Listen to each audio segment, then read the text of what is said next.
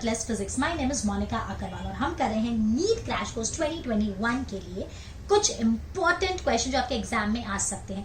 जितने क्वेश्चंस मैं आपको करा रही हूँ, अगर आप एंड मोमेंट पे कंफ्यूज हो गए कि क्या करना है, कहाँ से पढ़ना है, कुछ पता नहीं चल रहा है, तो जितने क्वेश्चंस मैं कराती हूँ उतने क्वेश्चंस कर लीजिए और थियोरी जो मैंने आपके लिए कराई है उतना कर लीजिए। That will be really really more than sufficient, in fact I should say. ठीक है, and the best thing is मैं ये सारे क्वेश्चंस बहुत ही कम टाइम में करा रही हूँ, so I am saving your precious time. ठीक है, चलिए अब शुरू करते हैं। इस क्वेश्चन में हमको वेवलेंथ दी हुई है 600 नैनोमीटर, जिसको मैंने कन्वर्ट कर दिया है मीटर में। लिमिट ऑफ रेजोल्यूशन पूछा है, डायामीटर दिया हुआ है। तो बेटा limit of resolution D theta होता है, उसका फॉर्मूला है 1.22 लैम्बडा बाय ए, या तो आप लैम्बडा बाय ए भी करोगे तो भी चलेगा। मैं डायरेक्ट आंसर आपको लगभग बता देती हूँ कैसे आएगा बेटा। तो D theta is 1.22 into 600 into 10⁻⁻9 by 2। तो ये मैंने कट कर दिया, ये 300 हो गया, ये 2 0 कट करती हूँ, -7 हो गया। तो ये आंसर हमको आ जाएगा ए। अब अगले क्वेश्चन में हमको क्या बोला है कि एक एस्ट्रोनॉमिकल रिफ्रैक्टिंग टेलीस्कोप है। हम चाहते हैं कि लार्ज एंगुलर मैग्निफिकेशन हो और लार्ज एंगुलर रेजोल्यूशन हो। तो एंगुलर मैग्निफिकेशन का formula f0/fe and angular resolution का फॉर्मूला a/1.22 लैम्बडा। तो अगर एंगुलर मैग्निफिकेशन ज्यादा होना चाहिए तो f0 should be greater, means focal length of objective should be greater, and angular resolution अगर ज्यादा होना चाहिए तो जो डायामीटर है, a is the diameter, that should be large. So the correct answer is option C. ये याद रखेंगे, एंगुलर रेजोल्यूशन के डायमीटर ज्यादा, वेवलेंथ कम, इनवर्स रिलेशन। तो अगर ऐसे आपको दो वेवलेंथ दिया, ब्लू लाइट और ग्रीन लाइट, और आपको पूछा किसके लिए एंगुलर रेजोल्यूशन ज्यादा होगा, तो जिसका वेवलेंथ ज्यादा होगा उसके लिए एंगुलर रेजोल्यूशन कम होगा, एंड जिसका वेवलेंथ कम होगा उसका एंगुलर रेजोल्यूशन ज्यादा होगा। तो ब्लू और ग्रीन लाइट में ब्लू का वेवलेंथ कम होता है तो उसका एंगुलर रेजोल्यूशन ज्यादा होता है। Okay, In the next question, they have asked us the ratio of the resolving powers of two different wavelength of a microscope. तो बेटा माइक्रोस्कोप का resolving power का फॉर्मूला है 2 mu sin theta by lambda। एक चीज याद रखेंगे, mu sin theta को हम न्यूमेरिकल अपर्चर बोलते हैं। तो अगर सम में न्यूमेरिकल अपर्चर दिया जाए किसी सम में तो कंफ्यूज मत होना। So resolving power is again inversely proportional to wavelength. जैसे यहाँ पे रिजॉल्विंग पावर इनवर्सली था, यहाँ भी वही है। So resolving power of 1 upon resolving power of 2 is wavelength of 2, that is 6000/4000। ये कट किया तो 6/4, that is 3/2 आ गया। So the correct answer is option B। अब इस क्वेश्चन में हमको बोला है डाइफ्रैक्शन में कि द स्लिट विड्थ, मतलब स्मॉल डी या स्मॉल ए बोल सकते हो, फोकल लेंथ और कैपिटल डी बिल्कुल बराबर होते हैं, दैट इज 0.6 मीटर। लैम्बडा आपको दिया है और आपको फर्स्ट डार्क की डिस्टेंस सेंटर से निकालने बोली है। तो फर्स्ट डार्क के लिए फॉर्मूला हो जाएगा 1 lambda capital D by small D. तो ये हो जाएगा lambda is 5 into 10⁻⁻7 into 6 into 10⁻⁻1 divided by 2 into 10⁻⁻4। ये मैं कट करती हूँ, ये -3 हो गया, ये 3 हो गया। तो x first dark is 15 into 10⁻⁻4।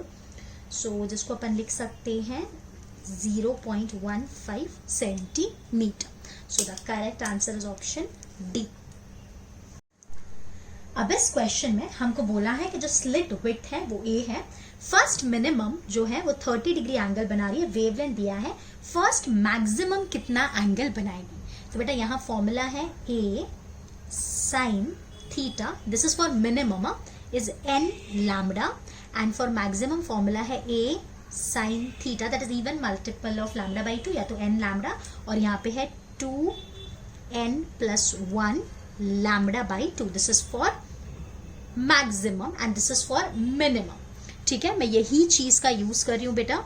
So a sin 30 first minimum, तो n की जगह 1 into lambda divided by a sin theta dash जो हमको ढूंढना है, और ये फर्स्ट मैक्सिमा है तो 2 into 1। So this will give me 2 + 1 3 lambda by 2। अब बेटा ए और लैम्बडा कैंसिल कर दिया, तो ये हो गया sin 30 by sin theta dash is ये ऊपर चला जाएगा, 2/3 हो जाएगा। सो साइन 30 कितना होता है बेटा, हाफ। तो ये हो गया, मैं साइन थीटा डैश को ये साइड ले लूँ, साइन थीटा डैश ये साइड आ जाएगा 3/sin 30 का वाला हाफ और ये वाला 2। सो थीटा डैश आ रहा है साइन इनवर्स कितना हो जाएगा बेटा, 3/4। Correct answer is option B. अब अगले क्वेश्चन में हमको डबल स्लिट एक्सपेरिमेंट और जो अपना डाइफ्रैक्शन है दोनों का कॉम्बिनेशन क्वेश्चन है। इसमें क्या बोला है, डबल स्लिट है, उन दोनों के बीच का डिस्टेंस, यानी ये 2 डबल स्लिट्स हैं, तो इन दोनों स्लिट्स के बीच का डिस्टेंस स्मॉल डी दिया है, कैपिटल डी दिया है, वेवलेंथ दिया है, और ये जो एक स्लिट है ना इसकी विड्थ हमको पूछी है, जिसको मैं ए बोल रही हूँ। और यहाँ पे कंडीशन क्या बोली है, with the maximum of the double slit, 10 maximum of double slit lie within the central maximum of the single slit। तो 10 maximum of the double slit का फॉर्मूला है 10 lambda capital D by small d। This should be equals to, ये 10 maxima एक ही central maxima के बीच में आनी चाहिए। Single slit का सेंट्रल मैक्सिमा का formula 2 lambda D by A। तो lambda lambda capital D cut कर दिया, ये 5 आ गया, तो मेरे को A आ गया D/5। So A is 1/5 millimeter. So this has to be 0.2 millimeter. So the correct answer is option C. This is a good question. इस क्वेश्चन में बच्चे अटकते हैं। अब अगली बार हमारे एग्जाम में अगर ये आ गया तो हम बिल्कुल भी नहीं अटके। अब इस क्वेश्चन में हमको क्या बोला है, we have to find the phase difference between the edge and the midpoint। कहाँ पे, फर्स्ट मिनिमम के लिए। तो बेटा आप सबको पता है फर्स्ट मिनिमम के लिए दोनों एजेस से जो पाथ डिफरेंस होता है वो 1 लैम्बडा होता है। So delta x is lambda, तो आप फेज डिफरेंस निकाल सकते हो 2π/λ इंटू लैम्बडा, तो लैम्बडा लैम्बडा कट गया। तो एजेस से जो फर्स्ट मिनिमम पे पॉइंट पहुंचता है उन दोनों का फेज डिफरेंस 2π होता है। तो ऑब्वियस सी बात है जो बीच से पहुंचेगा, यानी ये इन दोनों के बीच में जो फेज डिफरेंस होगा वो इसका आधा होगा। अगर इन दोनों का जो फेज डिफरेंस यहाँ है फर्स्ट मिनिमम पे वो 2π है, तो सेंटर से जो लाइन जाएगी उसका आधा हो जाएगा, मतलब 2π/2 मतलब pi. So the correct answer is option A. इसके अलावा कोई दूसरा दिया होता, सेकंड मिनिमा दिया होता तो वहां पे 2 लैम्बडा होता है, थर्ड मिनिमा दिया होता तो 3 लैम्बडा होता है। अगर मैक्सिमा दिया होता तो सिचुएशन चेंज हो जाती। आपको पता है ना फर्स्ट मैक्सिमा के लिए क्या होता है 2n+1 λ/2। तो पार्ट डिफरेंस फेज डिफरेंस निकाल लेते, और मिड पॉइंट के लिए और एज के लिए पूछा तो सिंपली डिवाइड बाय 2 कर देंगे। अच्छा क्वेश्चन था ये। अब अगले क्वेश्चन में हमको वेवलेंथ दिया है 600 नैनोमीटर, स्मॉल डी दिया है 1 मिलीमीटर, कैपिटल डी दिया है 2 मीटर, और हमको दोनों फर्स्ट डार्क फ्रिंजेस के बीच का डिस्टेंस निकालना है, मतलब सेंट्रल विड्थ की बात कर रहे हैं। तो सेंट्रल विड्थ का फॉर्मूला होता है 2 lambda capital D by small D. Substitution है 6 × 10⁻⁻7 × 2 डिवाइडेड बाई 10⁻⁻3। ये कट किया, -4 आ गया, 6 2 12 24। तो सेंट्रल विड्थ आ रहा है 24 × 10⁻⁻4, जिसको मैं लिख सकती हूँ 2.4 × 10⁻⁻3, that is 2.4 millimetre. So the correct answer is option D. देखो 2.4 सेंटीमीटर भी है, बच्चे घाई घाई में गड़बड़ करके आते हैं, आप मिस्टेक मत करना। अब इस क्वेश्चन में हमको क्या बोला है, एक parallel beam of fast moving electrons है, वो किसी नैरो स्लिट पे जाके हिट हुई और सामने स्क्रीन था, उस पर ऑब्वियसली आपको पता है ना इलेक्ट्रॉन्स भी वेव्स की तरह बिहेव करते हैं, तो वहां पे भी पैटर्न दिखाई दे। अगर हम इलेक्ट्रॉन्स की स्पीड को बढ़ा दे तो क्या होगा, यानी जो हमारा डाइफ्रैक्शन पैटर्न दिखाई देगा उसमें क्या फर्क पड़ेगा। तो ऑप्शन में ऐसा दिया है, angular width of the central maxima will decrease, will be unaffected, diffraction pattern दिखाई नहीं देगा, या एंगुलर विड्थ इंक्रीज हो जाएगी।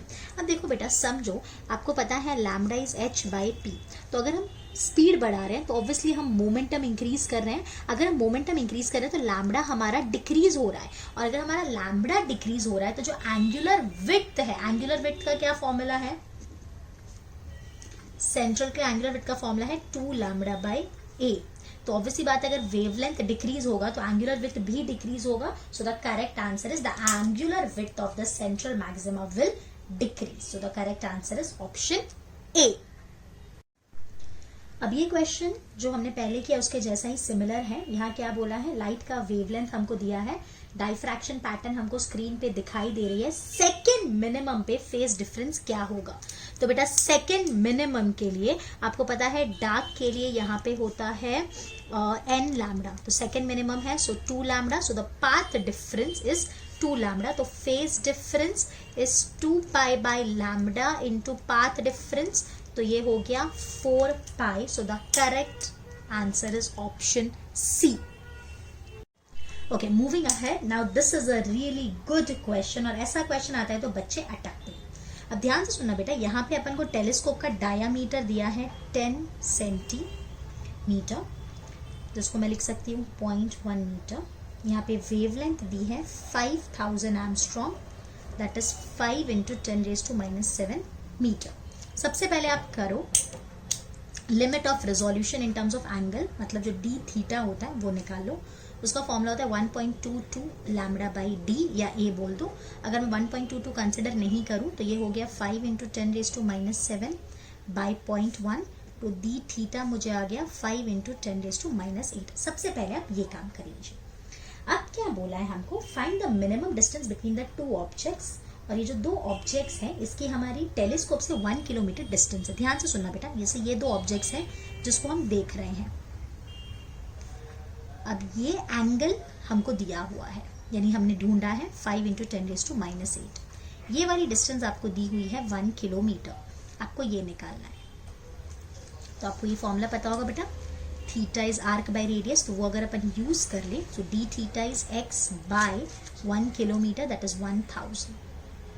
तो यहाँ से आपको डी थीटा कितना दिया है बेटा, 5 इंटू 10⁻⁸ इंटू 1000. तो 3 0 कट जाएंगे तो -5 हो जाएगा. तो x की वैल्यू आ गई 5 मिलीमीटर. तो ये वाला क्वेश्चन आया तो बिल्कुल इसी तरह से करना है. आपको पहले लिमिट ऑफ रेजोल्यूशन निकाल लेना है, मतलब अपना डी थीटा निकाल लेना है, एंगल ऑफ रेजोल्यूशन में बोल सकती हूँ. उसके बाद आपको लगाना है आर्क बाई रेडियस वाला फॉर्मूला, x बाई डी या x बाई जो भी आप नाम बोलो. तो यहाँ पे अपन को x की वैल्यू मिल गई, it is 5 millimetre. So the correct answer is option C. अब एक और क्वेश्चन में बिल्कुल आपको पहले जैसा करा रही हूँ. क्या दिया है, diameter of a human eye is 2 millimetre.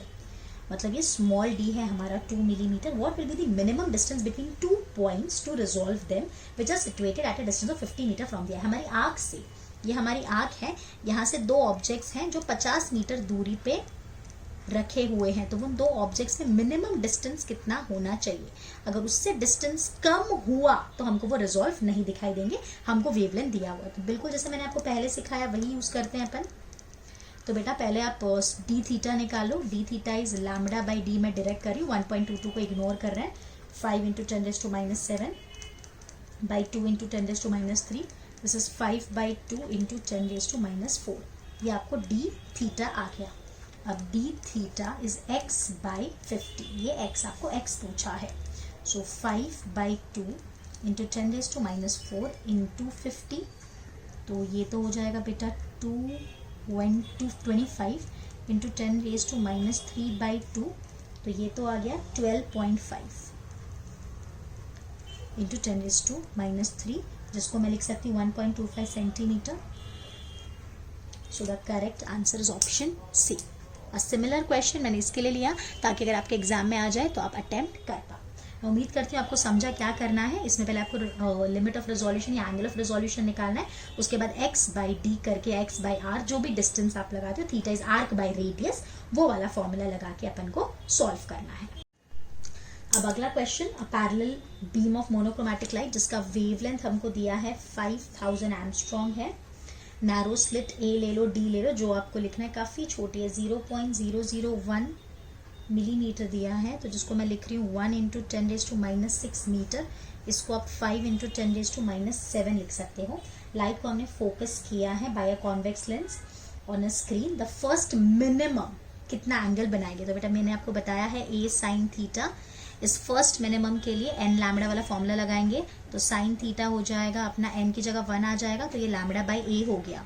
Lambda is 5 into 10⁻⁷ by 10⁻⁻⁶. So sine theta -6 ना, हाँ, तो ये मैं कट कर देती हूँ, एक -1 बच गया, दैट इज 0.5 को मैं 1/2 लिख सकती हूँ. So theta is sine inverse of half, तो थीटा हमारे को 30 डिग्री आ गया. So the correct answer is option C.